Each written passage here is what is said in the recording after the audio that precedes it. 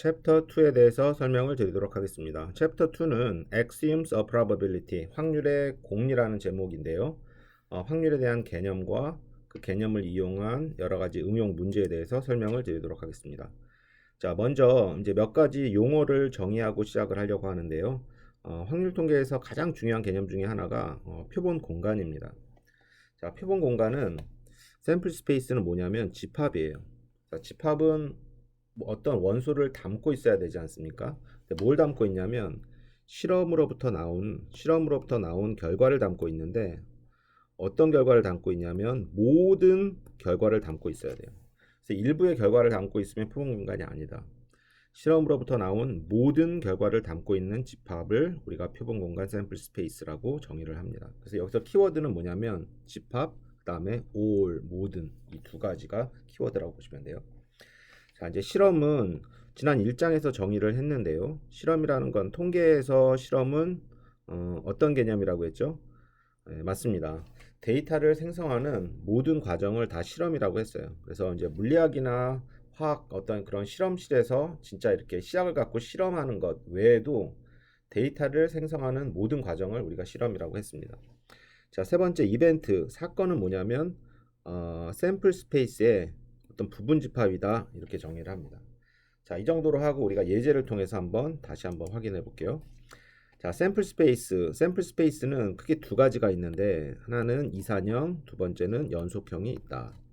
자, 말 그대로 이산형 표본 공간은 뭐냐면 표본 공간이긴 한데 어떤 데이터를 담고 있냐면 이산형 데이터를 담고 있는 거예요. 그 다음에 연속형은 연속형 데이터를 담고 있는 거고요. 자, 이산형 표본 공간의 첫 번째 예는 동전 던지기인데요. 동전을 던지는 실험을 하면 결과가 어떻게 나오죠? 네, 맞습니다. 앞면과 뒷면 이렇게 두 가지가 나오잖아요. 자, 동전 던지기 하면 앞면, 뒷면 외에 또 다른 결과가 나올 수 있나요? 네, 없어요. 맞죠? 그래서 모든 결과를 담고 있기 때문에 HT는 샘플 스페이스다. 자, 주사위를 던지는 실험을 했어요. 주사위를 던지면 결과가 어떻게 나오죠? 1에서 6까지 나오지 않습니까? 그러면 이 1에서 6까지 이 모든 결과를 담고 있는 집합이기 때문에 이 S도 샘플 스페이스다. 자, 그럼 3개의 동전을 던지면 어떻게 되냐면 이렇게 총 8가지가 나와요. 자, HHH서부터 TTH, TTT 이렇게 해서 8가지가 나오는데, 이 8가지는 동전을 3개 던지는 실험으로부터 나오는 모든 결과예요. 그래서 이 모든 결과를 담고 있는 집합이기 때문에 이것도 보다 표본 공간 샘플 스페이스다. 자, 그 다음에 마지막은 뭐냐면 우체국 앞에서 몇 명의 고객이 들어온지 센 거예요. 자, 그러면 한 명도 안 들어올 수도 있고 한 명 들어올 수도 있고 쭉 가서 뭐 실제적으로는 어떤 유한한 사람이 들어오겠지만 뭐 나타나기로는 이렇게 무한대까지 나타날 수가 있는 거죠. 그래서 지금 보여드렸던 이 4개의 예제는 뭐냐면 어떤 실험으로부터 나온 모든 결과를 담고 있는 집합이고요. 그래서 표본 공간이고, 그 집합 안에 담겨져 있는 원소가 어떤 형태냐면 이산형이다, 디스크리트 형태다. 그래서 이산형 표본 공간이라고 얘기를 합니다. 자, 그럼 연속형 표본 공간은 뭐냐면 똑같아요. 근데 연속형 데이터를 담고 있는 거예요. 첫 번째 예제는 뭐냐면 0에서 130 사이의 모든 숫자, 모든 실수, 이렇게 표현한 겁니다. 자, 그러면 우리가 이렇게 표현할 수 있고, 그러면 이 x는 0과 130 사이의 모든 실수지 않습니까? 그러면 모든 걸 다 담고 있는 거예요. 맞죠? 담고 있는데 그게 연속형이라는 거죠. 그래서 연속형 표본 공간. 자, 그 다음에 정구의 수명은 0서부터 무한대까지 갈 수가 있다. 일단은 이론적으로는. 그래서 0이라는 건 뭐죠? 나오자마자 이렇게 죽어버리는 거죠. 그래서 정구의 수명은 0서부터 무한대. 모든 어떤 그러한 결과를 담고 있기 때문에 이것도 샘플 스페이스. 자, 그 다음에 반지름이 2인 원 위에 있는 모든 점, 이렇게 정의를 했습니다. 이것도 실험이에요. 어떻게 보면 좀 이상하죠, 실험이라는 게. 근데 이 반지름이 2인 원 위에 있는 모든 점, 왜냐하면 이 스테이트먼트가 어떤 숫자를 생성해내지 않습니까? 그래서 이것도 이제 실험으로 보는 거예요. 자, 그래서 이건 어떻게 정의하냐면 x제곱 더하기 y제곱은 4, 이 식을 만족하는 모든 xy 점입니다. 그래서 이것도 샘플 스페이스고, 샘플 스페이스인데 x와 y가 연속형이지 않습니까? 숫자지 않습니까? 그래서 이거는 연속형 샘플 스페이스. 자, 마찬가지로 원 안에 있는 이 모든 점들, 그래서 x제곱 더하기 y제곱은 4보다 작다라는 것을 만족하는 모든 xy 점, 이것도 연속형 호변 공간입니다. 자, 그럼 사건은 뭐냐면 샘플 스페이스의 부분 집합이에요. 일부라고 보시면 돼요. 그래서 이 सब셋은 어떻게 정의를 하냐면, 자, 2라는 어떤 게 있는데요. 2라는 셋이 있는데 집합이 있는데 2가 샘플 스페이스의 부분 집합이다. 어떨 때 그러냐면 2에 있는 모든 요소들이 S에도 있으면 그러면 2는 S의 부분 집합이다. 이렇게 정의를 한 거예요.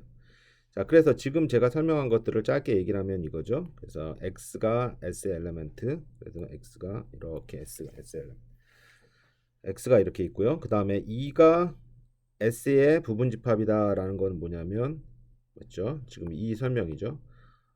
2에 있는 모든 요소들이 S에도 있으면 그때 2는 S의 부분 집합이다. 자, 이런 어떤 기호로 설명하니까 조금 이제 약간 직관적이지 않을 텐데요. 한번 그 예제를 통해서 보시면 굉장히 쉬워요. 자, 동전 3개 던지기는 동전을 3개 던지는 어떤 실험에서부터 나올 수 있는 샘플 스페이스는 뭐죠? 자, 제가 다시 한번 여쭤볼게요. 샘플 스페이스가 뭐라고 했습니까? 맞습니다. 실험으로부터 나온 모든 결과를 담고 있는 집합이라고 했어요. 자, 그러면 동전 3개 던지기에서는 아까 8가지의 어떤 결과가 나옵니다.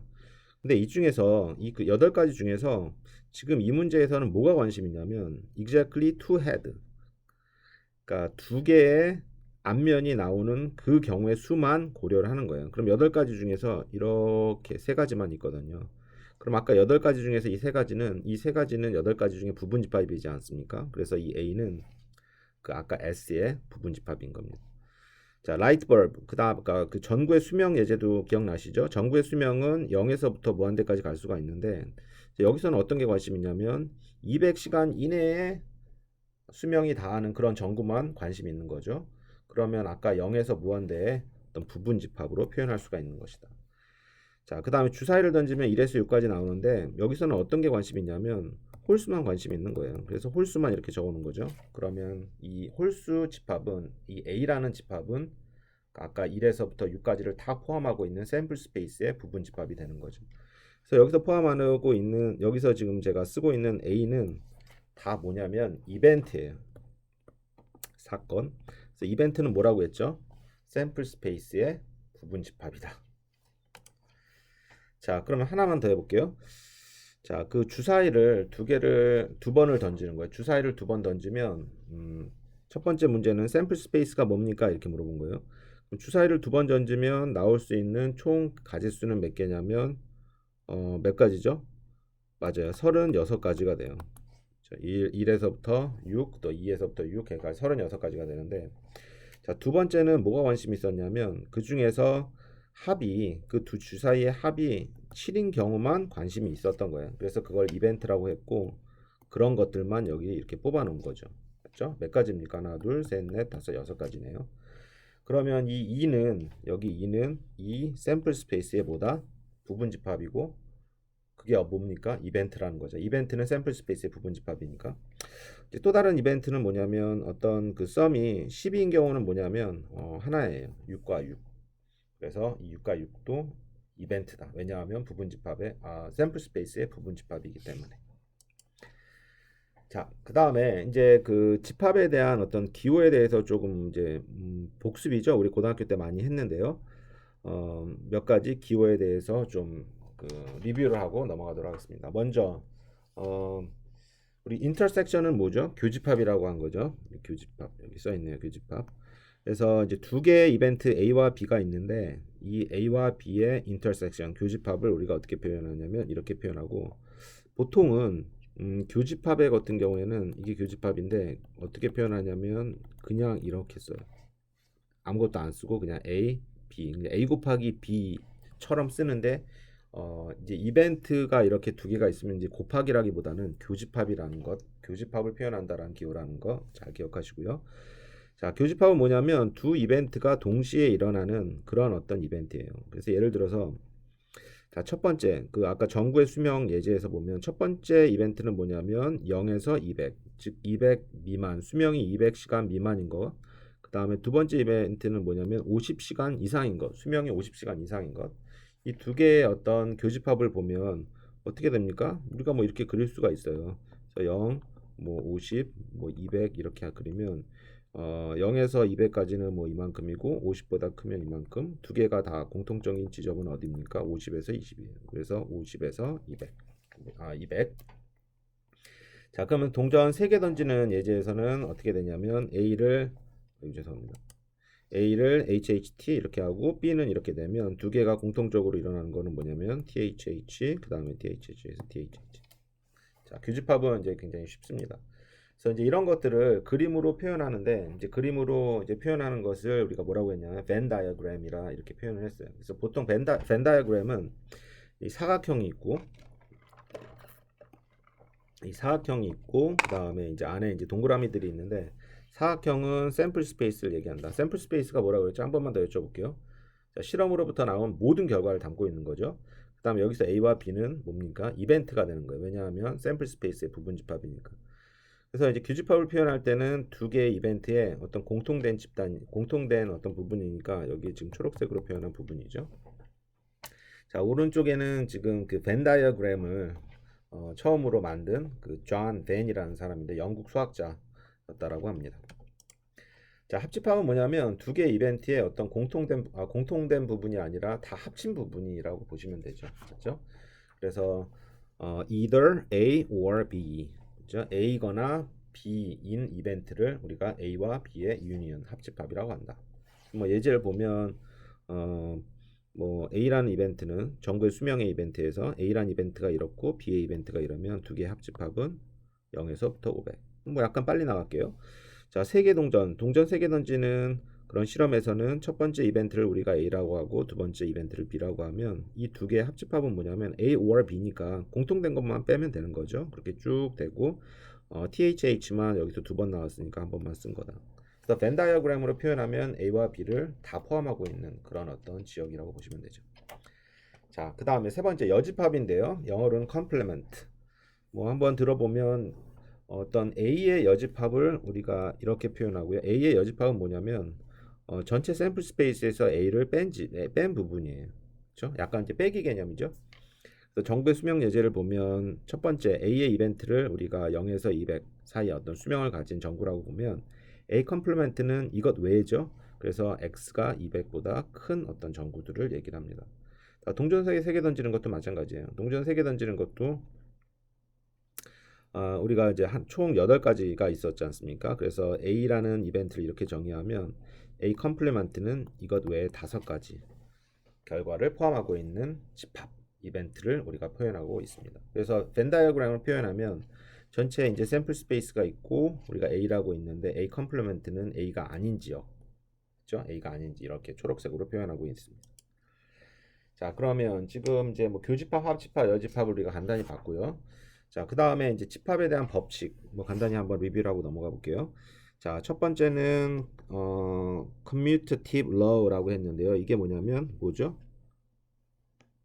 교환 법칙이에요, 맞죠? 교환 법칙. 자, 두 번째는 associative law. 이게 뭐냐면 결합 법칙이고, 그다음에 distribution law는 분배 법칙 이렇게 보시면 돼요. 자, 이제 교환 법칙은 두 개를 바꿀 수가 있는 거죠. 두 개의 이벤트의 합집합, E와 F의 합집합은 F와 E의 합집합과 같다. 자, E와 F의 교집합은 F와 E의 교집합과 같다. 이렇게 서로 바꿀 수가 있다라는 거고요. 그다음 결합 법칙은 괄호 안에 있는 것을 우리가 이렇게 괄호를 바꿀 수 있다라는 거지 않습니까? 그래서 따로 설명을 드리진 않겠고요. 이렇게 보시면 금방 아실 거예요. 자, 분배 법칙은 이렇게 분배하는 거예요. 그래서 괄호가 있으면 자, E와 F의 합집합의 그거와 G와의 교집합은 뭐냐면 이런 식으로 분배를 한다는 거죠. E와 G의 교집합, 그 다음에 F와 G의 교집합의 합집합. 그 다음에 EF의 교집합과 G의 합집합은 어떻게 됩니까? 이렇게 분배를 하는 거예요. E, G의 합집합, 그 다음에 FG의 합집합 두 개 뭐예요? 여기 교집합. 자, 이제 이걸 확장한 게 드모르강스의 법칙, 드모르강의 법칙이지 않습니까? 그래서 드모르강의 법칙은 일단 한번 여기 오른쪽 부분만 먼저 볼게요. E와 F의 합집합에 대한 여집합은 합집합이 교집합으로 바뀌면서 각각을 여집합을 취하는 것이다. 자, 반대로 E와 F의 교집합에 대한 여집합은 각각 여집합을 취한 다음에 합집합으로 바뀐다. 자, 그래서 이제 합집합이 교집합으로 바뀌고 교집합이 합집합으로 바뀌면서 각각이 여집합으로 또 취해진다는 것. 이것을 확장한 게 이거예요. 그래서 한번 보시면 되겠고요. 자, 이제 상호 베타라는 개념도 굉장히 중요한 개념인데요. 영어로는 mutually exclusive or disjoint 이렇게 부릅니다. 그래서 어떤 이벤트들이 상호 베타, mutually exclusive라는 건 뭐냐면 두 이벤트가 공통점이 없다라는 거예요. 공통점이 없다라는 거는 교집합이 없다라는 거죠. 교집합이 없다라는 걸 어떻게 표현하냐면 교집합이 공집합이다 이렇게 표현한 거예요. 그래서 벤 다이어그램으로 보여드리면 A와 B가 두 개 이벤트가 이 샘플 스페이스 안에 있는데 두 개 공통이 없는 거야. No element in common 이런 경우. 그래서 이제 동전 던지기를 할 때 앞면과 뒷면은 서로 뭐다? 상호 베타다. mutually exclusive하다. 자, 그러면 뭐 여기까지 한번 해보고 우리가 간단히 한번 예제를 한번 볼게요. 우리 벤 다이어그램 보는 방법. A와 B의 교집합은 뭐죠? 맞아요. 이거는 1과 2. 그 다음에 B와 C의 교집합은 뭐죠? 1과 3. 자, A와 C의 교집합은 금방 해보세요. 지금 제가 이제 뭐 온라인 강의를 하고 있기 때문에 이렇게 좀 기다리고 있으면 너무 지루하니까 일단 답은 보여드리는데 여러분들이 일단 여기서는 포즈 하시고 한번 먼저 해보세요. 자, B 여집합 A와의 교집합은 뭐냐면 이건 좀 생각해야 되겠죠. 7과 4가 되겠고요. 그 다음에 ABC의 교집합은 가운데 있는 1 이렇게 되겠고 A와 B의 합집합 쭉 됐고 C의 여집합은 어떻게 됩니까? 그렇죠. 7, 2, 6 이렇게 되겠네요. 그렇죠? 자, 간단하게 한번 예제를 통해서 봤고요. 자, 그 다음에 이제 확률에 대한 이제 개념이 나오는데 자, 확률의 공리 이렇게 불렀어요. 자, 그러면 이제 공리라는 게 엑스임이라는 게 약간 이제 생소하신 분들도 있을 텐데 먼저 요거를 한번 정의를 하고 가볼게요. 공리라는 건 뭐냐면 어떤 좀 정해진 그런 어떤 팩트예요. 맞죠? 그렇기 때문에 theorem처럼 뭔가를 이론처럼 theorem은 뭔가를 이렇게 주장을 하면 증명을 해야 되는데 이거는 증명을 할 수 없는 증명을 할 필요가 없는 그런 어떤 그 팩트라고 보시면 돼요. 그러니까 예를 들어서 A와 B가 같다면 맞죠? 그러면 A 더하기 C와 B 더하기 C도 같다. 이런 건 증명이 필요 없는 거예요. 그 다음에 삼각형의 내각의 합은 180도다. 이런 게 다 공리예요. 증명이 필요 없는 어떤 스테이트먼트. 이걸 이제 공리라고 보시면 되겠고요. 자, 그럼 확률의 공리는 세 가지가 있는데 어떻게 보냐면 일단 여기서는 그냥 보여드리고 다음 장에 하나하나 설명을 드릴게요. 자, 어떤 이벤트에 대한 확률은 0과 1 사이에 있어야 되고 그 다음에 PS는 1이라는 게 뭐죠? S가 샘플 스페이스잖아요. 아, 샘플 스페이스에 대한 확률은 1이다. 그렇죠? 자, 이 얘기는 뭐냐면 모든 샘플 스페이스에 있는 모든 아웃컴들의 확률을 더하면 1이라는 소리예요. 자, 세 번째는 뭡니까? 각 이벤트들이 공집합이네요. 그러면 이게 뭡니까? 상호 베타라는 소리지 않습니까? 모든 이벤트들이 샘플 스페이스 안에 있는 모든 이벤트들이 공집합이라면 상호 베타라면 모든 이벤트들의 합집합에 대한 확률은 각 이벤트들의 확률의 합과 같다라는 겁니다. 자, 일단 한번 이게 무슨 얘기인지 하나하나 가볼게요. 자, 첫 번째는 뭐냐면 첫 번째는 매우 직관적입니다. 여기 이제 하나하나 이제 설명이 들어가 있는데요. 자, 첫 번째는 실험으로부터 나온 모든 아웃컴에 대한 확률은 0과 1 사이에 있어야 된다는 거예요. 확률이 마이너스일 수가 있습니까? 없어요. 그러니까 확률이 1 초과가 될 수는 없어요. 1까지가 1, 맥시멈 1. 그래서 1.1 이렇게 되는 거는 확률이 아니에요. 그렇죠? 자, 그래서 이제 확률은 0과 1 사이에 있어야 된다. 다 아시는 거고요. 그 다음에 두 번째는 이렇게 정의를 했어요. 그래서 샘플 스페이스 안에 있는 어떤 포인트가 나올 확률은 무조건 1이다. 그렇죠? 이 얘기가 약간 직관적이진 않은데 이거를 그냥 설명하면 샘플 스페이스 안에 있는 그런 어떤 이벤트들이 나올 확률은 무조건 1인 거죠. 그 얘기는 뭐냐면 다 더하면 1이라는 겁니다. 샘플 스페이스 안에 있는 모든 이벤트들의 확률을 다 더하면 1이 돼야 된다. 자, 이제 세 번째 공리가 굉장히 중요하고 굉장히 많은 응용 문제 적용이 될 수가 있는데요. 자, 말 그대로 한번 해석을 해보면 이거예요. 맞죠? 어, 상호 베타적인 이벤트들의 유니언, 합집합에 대한 확률은 각 이벤트들의 확률을 더한 것과 같다 이 얘기예요. 그렇죠? 그 얘기를 하고 있는 거죠. 지금 그 얘기를 여기서 이렇게 하고 있는 거죠. 그 얘기는 뭐냐면 이게 제일 중요해요. 이게 너무 중요한 건데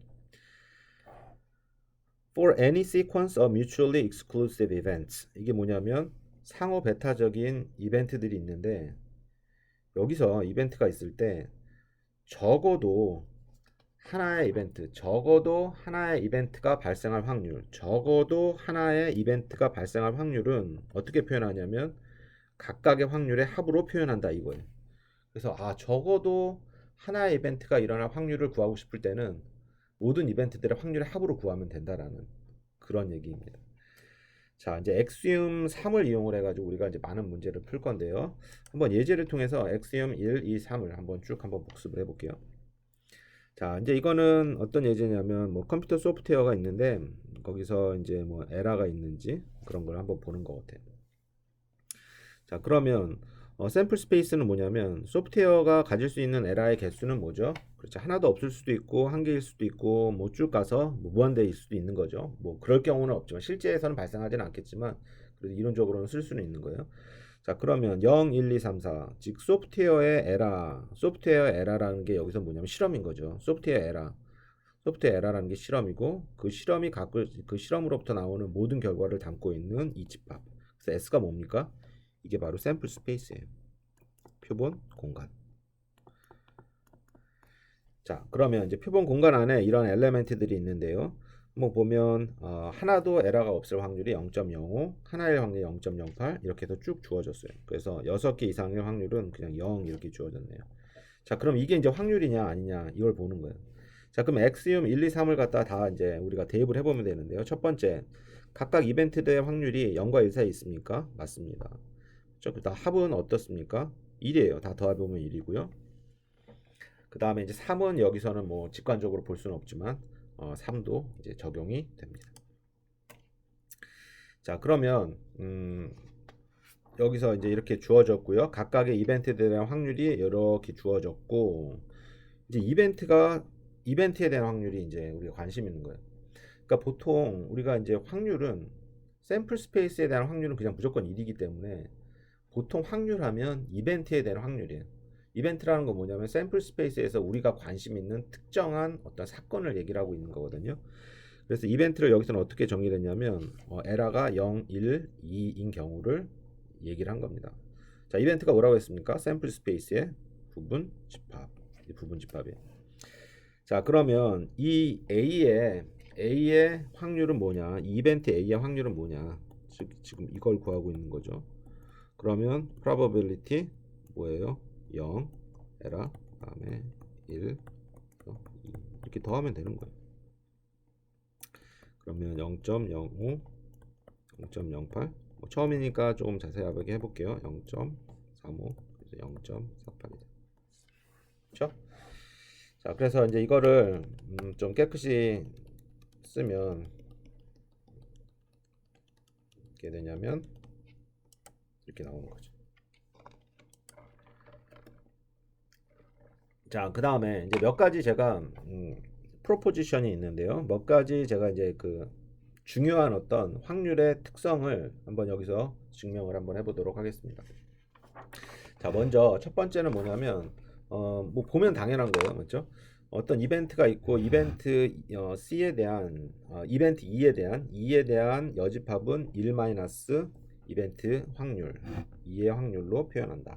자, 이건 어떻게 하나 한번 볼게요. 자, 그러면 S는 어떻게 되냐면 우리가 샘플 스페이스는 어떻게 담고 있냐면 2와 2의 컴플레멘트잖아요. 2와 노이가 아니에요. 그 다음에 이 두 가지는 두 개의 교집합은 뭡니까? 맞아요. 공집합이에요. 그렇죠? 서로 상호 베타고. 자, 그러면 우리 PS는 어떻게 정의를 하냐면 P, E, 상호 베타는 두 개의 합으로 상호 베타인 이벤트의 합집합은 어떻게 한다라고 했습니까? 두 개의 합으로 표현한다라고 얘기를 했어요. 자, 그러면 PS는 뭐예요? 1이잖아요. 그렇죠? 그러면 이렇게 쓰고 P의 2는 1 마이너스 P의 2. 자, 이렇게 해서 증명이 됐죠. 자, 두 번째 한번 볼게요. 자, 2가 F의 부분집합이네. F가 포함하고 있는 거예요. 지금 어떤 경우냐면 이런 경우에 F가 이렇게 있고 2가 이 안에 있는 이런 경우를 얘기하는 거죠. 그러면 뭐 이것도 당연한 거예요. 맞죠? F에 대한 확률이 2에 대한 확률보다 크다. 당연한 거를 좀 이제 정의를 해보는 거예요. 자, 그러면 우리가 어떻게 표현하냐면 F는 이렇게 표현할 수가 있어요. 2와 F의 2의 합집합. 자, 이걸 한번 벤 다이어그램에 그려보면 2와 뭐죠? F와 2는 이렇게 돼요. 자, 그래서 결국은 지금 요 지역이 2고 그 다음에 F와 2의 여집합은 뭐냐면 이 바깥에 도너츠 모양이 되는 거죠. 이 두 개의 합집합은 결국 F가 되는 거고요. 이 두 개는 뭡니까? mutually exclusive예요. 두 개는 공집합이 없죠. 그래서 2와 F, 2C는 공집합. 자, 그러면 이걸 한번 써보면 axiom 3에 의해서 probability F는 합집합, 서로 다른 서로 상호 배반적인 이벤트의 합집합은 어떻게 표현한다라고 했습니까? 맞아요. 각각의 확률의 합으로 표현한다라고 했어요. F, 예, 예. 자, 그러면 어떤 게 더 큽니까? 맞아요. PF가 더 큰 거예요. PF가 여기서 PF가 P2보다 크거나 같은데 왜냐하면 왜 그럽니까? 이게 확률이니까 확률이 0보다 크다라고 했습니다. 하지 않았습니까? 그래서 증명이 끝나요. 자, 그래서 이렇게 됐고요. 뭐 자세한 거가 이렇게 깨끗이 정리가 되어 있는데 이걸 한번 또 넘어갈게요. 자, 그 다음에 이제 세 번째 것도 되게 중요해요. 세 번째 것도 우리가 이제 당연히 사용하고 있었던 건데 이걸 한번 증명을 해볼게요. 자, E와 F의 합집합에 대한 확률은 각각 이벤트에 대한 합과 교집합을 뺀다. 자, 이걸 어떻게 증명을 하는지 한번 볼게요. 자, 이거는 저기 이제 좀 써져 있는 걸 이용을 할 건데요. 자, E와 F에 대한 합집합을 이런 식으로 일단은 표현할 수가 있다. 자, 이거는 우리가 벤 다이어그램이나 이런 것들을 보면 충분히 이해를 할 수가 있어요. 자, 그러면 P2는 어떻게 표현하냐면 이렇게 표현할 수가 있다. 그 다음에 우리가 여기 이 식을 잘 정리를 하면 PEF에 대해서 정리를 하면 이렇게 정리를 할 수가 있고요. F도 마찬가지 이렇게 정리를 할 수가 있어요. 그럼 이거를 여기다가 집어넣고 이거를 여기다 집어넣으면 어떻게 되는지 한번 볼게요. 그래서 결국은 우리 여기 PEF는 E와 F의 합집합에 대한 확률은 뭐냐면 각각 집어넣으면 어떻게 되냐면 P E 마이너스 P E F 그 다음에 요 가운데 있는 거 P E F 그 다음에 요 부분 이 부분은 이제 이 부분이지 않습니까?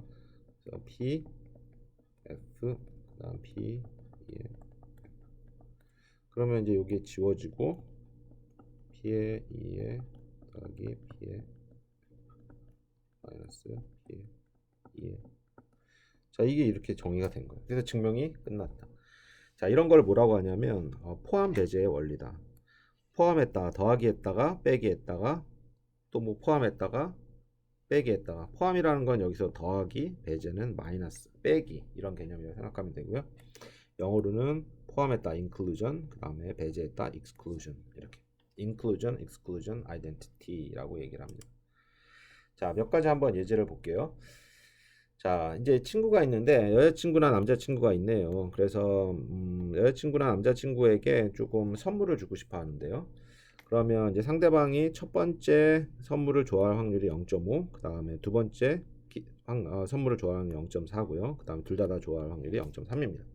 근데 질문은 뭐냐면 두 개 다 싫어할 확률은 뭐냐 이거예요. 자, 두 개 다 싫어할 확률.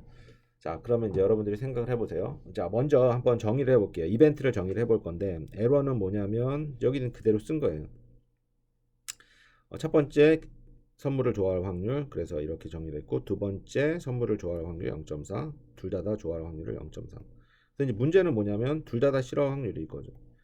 둘 다 싫어한다는 건 뭐냐면 첫 번째도 싫어하다, 첫 번째 여집합, 두 번째도 싫어한다, 두 번째 여집합, 그거의 교집합, 이걸 표현한 겁니다. 자, 그러면 이거는 어떻게 계산을 해야 되냐면 밑에 이제 답이 있는데요. 우리가 드모르간 법칙에 의해서 이 두 개는 결국 합집합에 대한 여집합과 같다. 그래서 일단 합집합을 구하면 되는 거예요. 자, 그러면 L1, L2 합집합을 구하면 어떻게 됩니까? 이렇게 돼요. 이거는 바로 전장에서 이미 증명을 했어요. 이게 어떤 원리입니까? 포함, 배제 원리. Inclusion, Exclusion, Identity. 그래서 L1은 0.5 이렇게 해서 0.6. 그래서 1에서 0.6을 빼면 0.4. 답은 0.4예요. 자, 좋습니다. 그러면 이제 이벤트가 3개 있는 예제를 한번 볼게요. 이벤트가 3개 있는 예제인데 이벤트가 3개 있을 경우에는 어떻게 되냐면 A, B, C에 대한 합집합은 뭐냐면 일단은 각각 이벤트에 대한 합, 이게 뭐냐면 포함 배제 원리라고 했으니까 그 다음에 두 개의 교집합에 대한 것들, 이건 배제, 다시 3개의 교집합을 포함. 그래서 포함 배제가 이렇게 계속 나오지 않습니까? 연속해서 나오지 않습니까? 그래서 포함 배제의 원리예요. 자, 그러면 이거는 이제 3개 이벤트까지 봤는데 이걸 n개 이벤트로 확장을 시키면 이렇게 표현할 수 있는 거예요. 자, 이게 복잡한 것 같아도 하나하나 보시면 그게 어렵지 않습니다. 그래서 첫 번째 건 뭐냐면 첫 번째 텀은 이 첫 번째 줄에 있는 거랑 같은 거죠. 첫 번째 여기서는 이제 이벤트가 3개니까 3개만 더하면 되는데 이제 n개를 더한 것뿐이에요. 그러니까 각각의 이벤트에 대한 합. 그 다음에는 2개 이벤트에 대한 교집합에 대한 그런 합을 빼주는 거죠. 그런 다음에 3개는 다시 더하고 4개는 빼주고 5개는 더해주고 이런 식으로 쭉 가다 보면 마지막에 n번째는 이렇게 표현이 가능합니다. 자, 그러면 이제 뭐 요걸 이용해서 한번 몇 가지 또 예제를 한번 볼게요. 스포츠 클럽이 있네요. 스포츠 클럽에 n명의 사람이 있는데 n명의 사람이 있는데 지금 3개 스포츠가 있네요. 테니스, 스쿼시, 그 다음에 배드민턴. 그래서 이 36명이 테니스를 치고 그 다음에 22명이 테니스랑 스쿼시 동시에 하고 뭐 이런 식으로 쭉 해석을 하면 돼요. 4명은 뭡니까? 테니스, 스쿼시, 배드민턴 이 세 가지를 다 하는 겁니다. 그래서 이제 문제가 뭐냐면 적어도 하나의 스포츠를 하는 사람의 개수가 얼마나 그 명수가 얼마냐 이거. At least one of those three sports. How many members play at least one of those three sports? 그렇죠? 그래서 적어도 한 개의 스포츠를 즐기는 그런 어떤 사람들은 몇 명이냐. 자, 그럼 일단은 기호로 정의를 해보면요. 자, S는 샘플 스페이스다. 샘플 스페이스는 뭐죠? 실험으로부터 한 모든 결과. 그래서 members of the club. 모든 클럽의 멤버를 정하고요. 그 다음에 each 멤버는 총 n명이라고 했으니까 n분의 1. 그 다음에 T, S, B 이렇게 했어요. T는 테니스, S는 스쿼시, B는 배드민턴. 자, 그러면 총 그 T는 어떻게 되니까 테니스를 칠 확률은 이렇게 되겠죠. 전체 분의 테니스를 치고 있는 사람들 이렇게 하면 테니스를 칠 확률이 되는 거예요. 자, 그 다음에 적어도 하나야 이렇게 됐어요. 자, 여기서 이제 문제가 나오는데 적어도 하나라는 것은 아까 엑시움 3번을 잘 기억하셔야 돼요. 적어도 하나 이벤트가 발생할 확률은 어떻게 정의됐냐면 모든 이벤트의 합집합으로 정의를 했다. 그래서 적어도 하나에 대한 확률을 구하려면 우리가 합집합에 대한 확률을 구하면 되는 거예요. 그러면 이 전체는 뭐냐면 전체분의 적어도 하나의 스포츠를 하는 고객의 개수. 그러면 어떻게 됩니까? 이 합집합 어떻게 되잖아요. 포함 배제 원리에 의해서 더하고 빼고 더하고. 그렇죠? 자, 그러면 이게 어떻게 되는 거죠? 총 우리가 n은 이렇게 됐고 아까 기억하십니까? 맞아요. t는 36이었고 s는 28. 앞장에 보시면 돼요. 17, 22, 그다음에 뭐 12, 마이너스 9, 4. 그래서 총 n 40 이렇게 되는 거죠. 그래서 결론은 어떻게 되냐면 이거 이제 좀 깨끗하게 쓰면요. 결론은 우리가 이제 궁금했던 답은 뭐냐면 적어도 하나의 스포츠를 즐기는 사람은 몇 명이다? 43명이 되는 거죠. 43명이다. 그죠? 43명. 자꾸 뒤로 가네. 자, 그러면 이제 또 볼게요. 자, 이제 여기서는 뭐가 나오냐면 제목이 뭐냐면 equally likely outcomes 이렇게 나와 있어요. equally likely outcomes. 이거는 이제 뭐 동일 확률 이렇게 이 정도로 해석을 하면 될 것 같아요. 동일 확률. 그래서 각각이 이제 나올 이벤트들이 있는데 어떤 이벤트가 있고 그 엘레멘트들이 나올 확률이 다 동일하다. 이런 어떤 정의가 있을 때 또 문제들이 쉽게 풀리는 그런 경우가 많아요. 그래서 이제 이 개념을 보는. 자, 그럼 어떤 이제 실험이 있었고요. 실험이 있었고 그 실험을 우리가 이제 실험에서부터 나오는 모든 경우를 담고 있는 게 샘플 스페이스가 있는. 샘플 스페이스가 담고 있는 엘레멘트에 대한 확률이 다 동일한 거예요. 자, 동일하다라는 거는 이렇게 n분의 1로 나눌 수가 있다는 거죠. 각각의 이벤트에 대한 확률은 n분의 1이다. 따라서 이벤트 2는 뭐냐면 전체분의 이벤트 2. 동일한 확률이니까 그냥 더하면 되는 거죠. 그 얘기가 이렇게 써 있습니다. 자, 그러면 뭐 몇 가지 예제를 통해서 한번 보여드릴게요. 자, 주사위 2개 던지는 예제인데 주사위를 2개 던졌는데 거기서 합이 7개가 나올 확률을 얘기를 하는 거예요. 그럼 총 몇 가지입니까? 맞아요. 이거 많이 했으니까 36가지가 나오고요. 그러면 이 36가지 각각 이 샘플 스페이스에는 모든 실험의 결과를 담고 있고 이 하나하나 엘레멘트들에 대한 확률은 어떻게 되냐면 이 각각이 일단은 동일하게 나온다라는 그런 가정이 있어요. 좀 그리고 일반적으로도 그렇고요. 그렇기 때문에 얼마입니까? 36분의 1이야. 그래서 총 36. 그래서 이제 36분의 1이고 하나하나는 36. 그래서 어떤 우리가 이벤트를 이렇게 정의했어. 왜냐? 문제가 뭐냐면 합이 7인 경우만 우리가 관심 있는 거거든요. 합이 7인 경우는 이 6가지밖에 없다. 그러면 총 6가지고 36분의 6. 그래서 6분의 1. 이것도 어떻게 보면 equally likely outcome에 대한 개념을 사용한 거죠. 자, 그 다음에 자 11명이 있는데 6명이 남자, 그 다음에 5명이 여자예요. 그래서 이제 3명을 우리가 임의로 뽑았고요. 그러면 그 중에서 1명이 남자고 2명이 여자일 확률을 구해라 이 얘기예요. 자, 그럼 샘플 스페이스는 뭐냐면 샘플 스페이스는 지금 11명을 담고 있고 그 다음에 11명이 있고 이렇게 됐죠. 그래서 우리가 이제 먼저 어떤 게 관심이냐면 이거는 컨비네이션으로 우리가 쉽게 계산을 할 수가 있는 거죠. 일단은 11명 중에서 3명을 뽑아야 돼. 그게 뭐죠? 이거예요. 11명 중에서 3명을 뽑는 경우의 수는 11 choose 3 이렇게 표현했어요. 그 다음에 그죠? 그 다음에는 어떻게 했냐면 남자 1명, 여자 2명을 뽑아야 되는데 남자가 몇 명이라고 했습니까? 6명. 그래서 6명 중에 1명 뽑을. 그 다음에 5명 중에 2명 뽑을. 이것들은 다 equally likely 다 동일한 확률이기 때문에 이렇게 계산할 수가 있는 거죠. 그래서 총 11명 중에 3명을 뽑은 경우의 수분에 남자 6명에서 1명 뽑고 여자 5명 중에 2명을 뽑으면 11분의 4가 되는 겁니다. 자, 이제 이것을 우리가 약간 퍼뮤테이션 개념으로 한번 생각을 해보는데요. 그러면 이제 남자와 여자들이 아까는 이제 구별이 없다라고 생각하고 남자와 여자 안에서는 한번 여기서는 이제 구별이 있다라고 생각을 해볼게요. 모든 사람이 구별이 있다.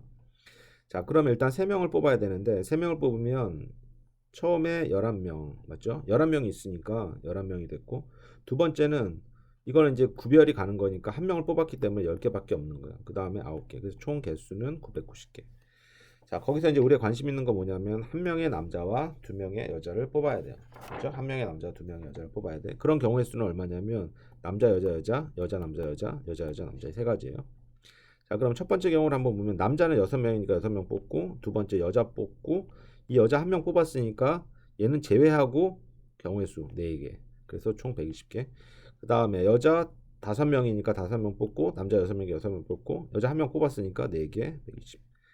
자, 여자 한 명 뽑고 총 5명이니까 5명 한 명 뽑았으니까 그 한 명 제외하고 몇 명 남으니까 4명 뽑고 남자는 6명이니까 6명 120. 그래서 총 990분의 이거 다 더하면 11분의 4. 아까 앞장에 나왔던 결과와 같아요. 그래서 이제 확률은 경우의 수는 permutation, combination 이렇게 두 가지로 계산할 수는 있지만 확률로 생각하면 같은 얘기죠. 그래서 이제 이 얘기를 한번 쭉 읽어보시면 좋을 것 같아요. 자, 이제 그 좀 재미있는 문제 두 가지를 하고 이번 챕터 2를 마치려고 하는데요. 자, 이제 첫 번째는 뭐냐면 birthday problem이에요. birthday problem. 그래서 이제 이름은 이제 birthday problem이라고 하는데 여러분들은 이제 어떻게 잘 이제 들으셔야 되냐면 이러한 어떤 예제를 통해서 이게 꼭 생일에만 적용되는 건 아니거든요. 그래서 이 개념을 잘 아시고 여러분들이 관심 있는 다양한 분야에 적용을 해보시면 좋을 것 같아요. 자, 일단은 사람이 몇 명 있냐면 R명이 있어요. R명이 있는데 그 중에서 두 명이 같은 생일 날짜를 가질 확률을 구해보라는 거예요. 한번 생각해보세요. 우리가 이제 지금 두 명이 있어요. 나와 내 친구가 있는데 그 두 명이 생일이 같을 확률은 어떻게 될까요? 되게 작을 것 같아요, 맞죠? 그런데 이 R이 좀 커지면 어떻게 될까? 그걸 한번 볼게요.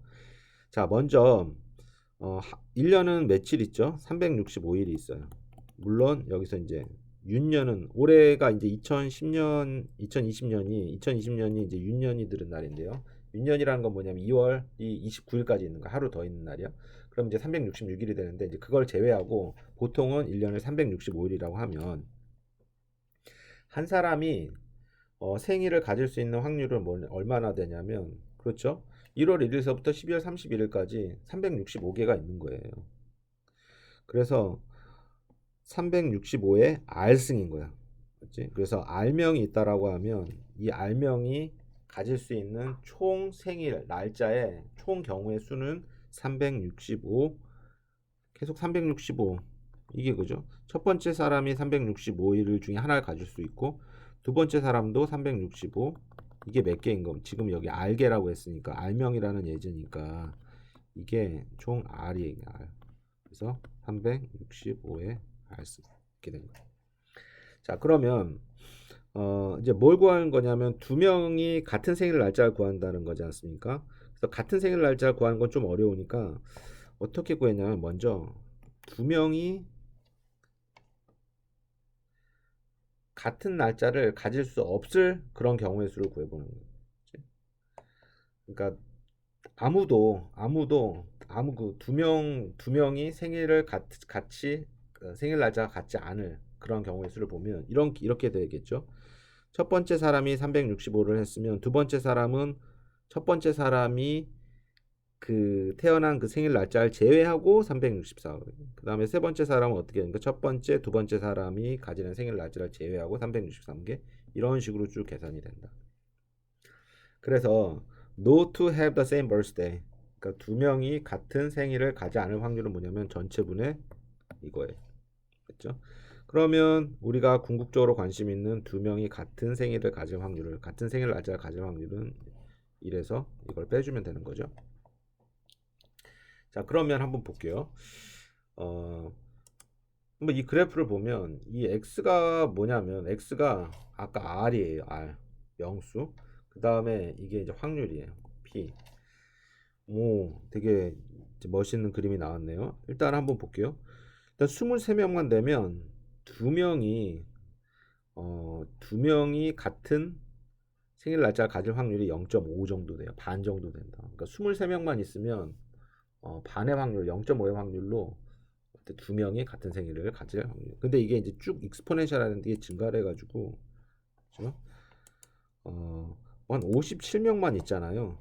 그 57명이 모이면 그 중에서 생일 쭉 물어보면 두 명이 같은 생일 날짜를 가질 확률은 거의 1에 가깝다.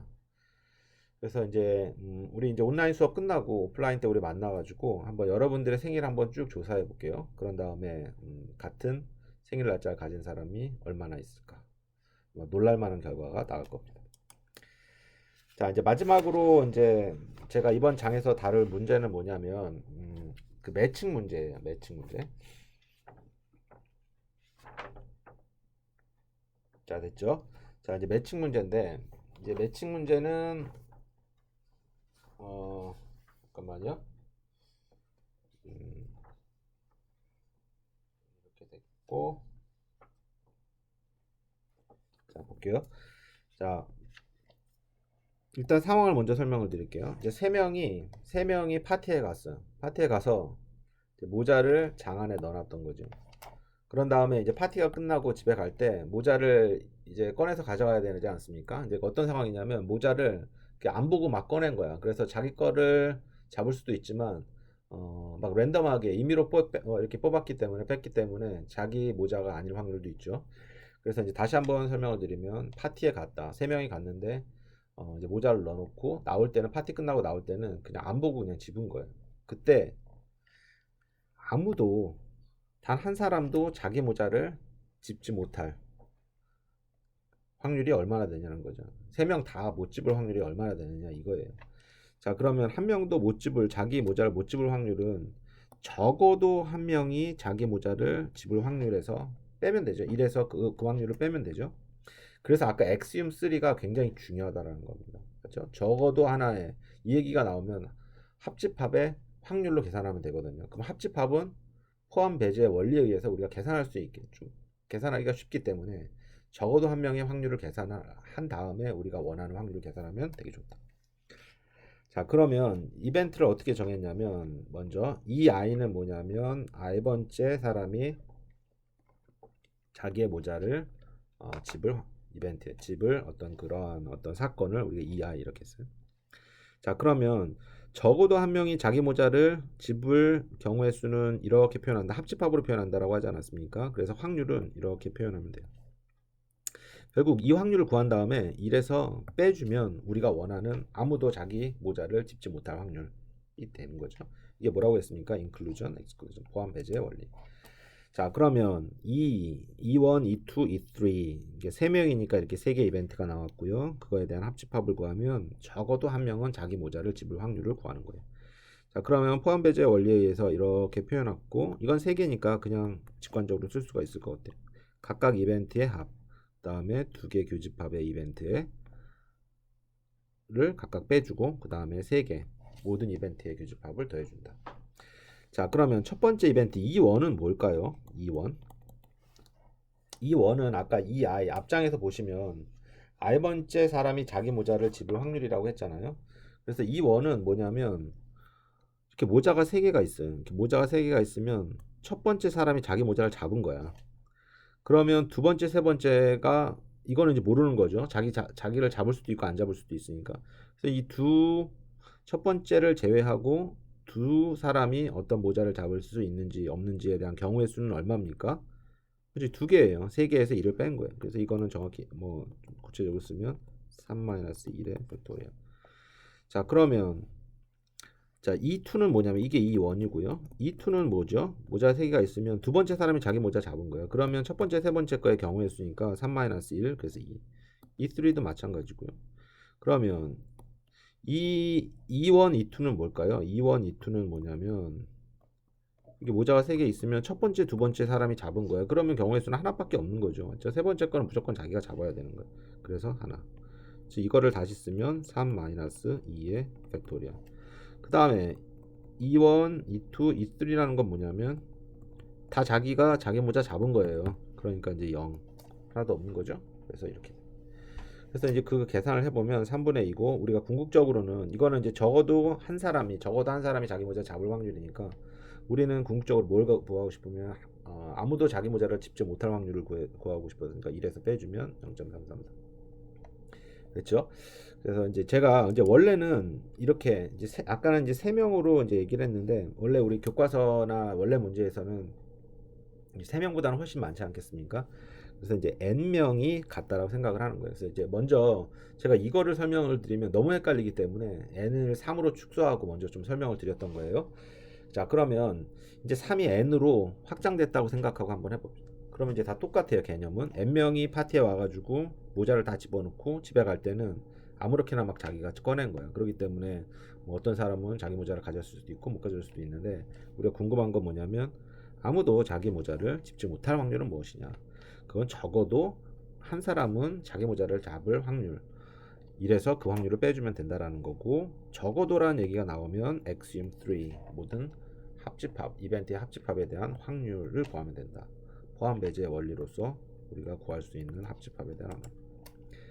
자, 그러면 자, 첫 번째 probability 2 맞죠? 2는 어떻게 되냐면 그러니까 이렇게 된다라고 했어요. 아까는 이제 3개니까 제가 설명을 했는데 이제 이거는 아마 3개짜리 이해하셨으니까 다 이해를 하실 거예요. 그래서 이제 모자가 n명이 있는 거예요. 그래서 자기 모자를 잡는데 이 i라는 건 뭐냐면 한 명. 그러니까 여기 이제 i번째가 있을 거 아니에요. i번째가 자기 모자를 잡은 거예요. 그러면 몇 개가 남습니까? n-1, n-1이 1을 나열하는 어떤 경우의 수가 되는 거죠. 그게 지금 몇 개 나옵니까? n-1개가 나오는 거예요. 맞죠? 1일 수도 있고 2일 수도 있고 3일 수도 있으니까 n 중에 하나를 그래서 이런 확률이 몇 개 나오냐면 n-1개 나온다. 자, 두 개가 교집합. 두 개 교집합은 뭐예요? 두 명이 집은 거예요. J가 여기 있으면 두 명이 집었으니까 n-2만 남으니까 n-2를 나열할 수 있는 경우의 수. 이게 몇 개 나옵니까? n choose 2개 나오는 거예요. 두 개 나오는 거죠. 그 다음에 이제 n개면 여기서 이제 쭉 가서 n개를 제외하고 나머지를 나열하는 경우의 수니까 이렇게 표현하고 그거는 n choose n개가 나온다. 자, 따라서 우리가 이제 궁극적으로 구하고 싶은 그죠? 이벤트들의 합집합은 이렇게 구하면 되는 거예요. 이게 나올 확률이 몇 개? n choose n combination 1. 이게 나올 확률. 여기 다 구한 거죠. 이런 식으로 쭉 계산하는 거죠. 그럼 여기서 한번 지워 볼게요. 자, 이렇게 계산해 놓고 보면 이제 n 컨비네이션 1을 우리가 이렇게 바꿀 수가 있어요. 그러면 여기서 굉장히 간단해져요. 막 이렇게 다 지워져요. 여기서는 1이 되고 그 다음에 여기서도 이렇게 지워지고 이런 식으로 다 지워져 가지고 결국 뭐만 남냐면 이렇게 남는다. 그렇죠? 이렇게 남고 그 다음에 어떻게 됩니까? 우리가 이제 알고 싶은 거는 지금 이 확률은 뭐냐면 적어도 한 명은 자기 모자를 잡을 확률이니까 한 명도 자기 모자를 못 잡을 확률은 1에서 빼줘야 된다. 그래서 빼주면 이렇게 되고 이거를 어떻게 쓰면 이렇게 돼요. 네, 보시면 돼요. 자, 그러면 우리가 이 n이 굉장히 크다. 지금은 이제 n명, 아까 예제에서는 3명밖에 없었지만 n을 굉장히 크게 하면 어떻게 되냐면 이 n이 무한대로 가면 이런 식으로 표현할 수가 있어요. 맞죠? 이게 뭐냐면 테일러 전개지 않습니까? 테일러 급수에 의해서 이렇게 표현을 할 수가 있어요. 그러면 결국은 어떻게 되냐면 우리가 x에다가 요 x에다가 우리가 구하고 싶은 거는 뭐냐면 마이너스 1이거든요.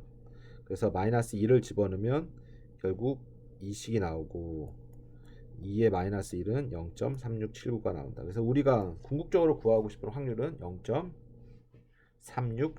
0.3679가 되는 거예요. 그래서 이제 답은 뭐냐면 단 한 명도 자기 모자를 잡지 못할 확률은 약 0.37 정도 되는 거예요. 사람이 굉장히 많으면 자기 모자를 집지 못할 확률이 얼마나 될까요? 저는 n이 커지면 자기 하나도 못 집을 확률이 거의 1에 가까울 거라고 생각은 했는데 맞죠? 왜냐하면 막 이렇게 수천 명이 있는데 하나도 못 잡을 확률이 그렇게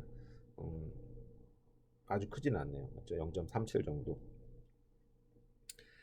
자, 그러면 이제 2장 설명을 여기서 마치고요. 그 다음에 이제 3장 설명을 드리도록 하겠습니다.